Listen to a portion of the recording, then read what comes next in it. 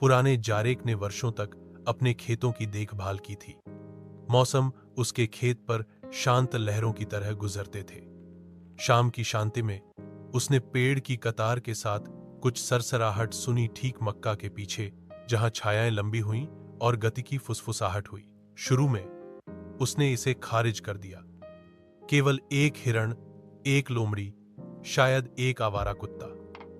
लेकिन शोर अधिक बोल्ड हो गए, पैरों के निशान जो दिन की रोशनी के साथ नहीं भागे। डंठलों के बीच अजीब सांसें, टूटे हुए डंठलों का हल्का सा झटके। यह सूक्ष्म संकेतों से शुरू हुआ। मिट्टी में उसके अपने नहीं, पैरों के निशान पड़े थे।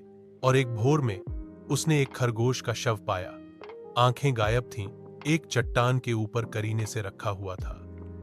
उसी शाम जब उसने अपनी भेड़ों की गिनती की तो एक चीतकार जानवर नहीं, पूरी तरह से इंसान नहीं, चरागाह से होकर गुजरा। भेड़ें भाग गईं, जारेक लड़खड़ाया, दिल धड़क रहा था। उसने अपने दादा की कहानियों के बारे में सोचा, कुछ अप्राकृतिक की चेतावनी भरी कहानियां जो चांद रहित रातों में घूमती थीं।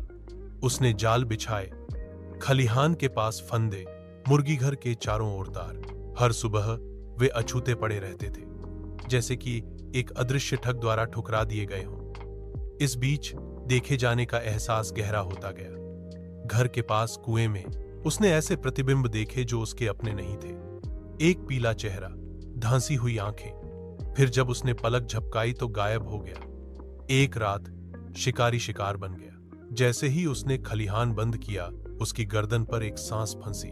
वह घूमा कुछ नहीं, केवल अंधेरा। पुराने लालटेन ने उसके हाथ में कांपते हुए लंबी छाया डाली, जो उसकी दृष्टि के कोनों में घूमती हुई प्रतीत होती थी। एक फुसफुसाहट रेंगती हुई आई, तुम्हारी भूमि अब मेरी है।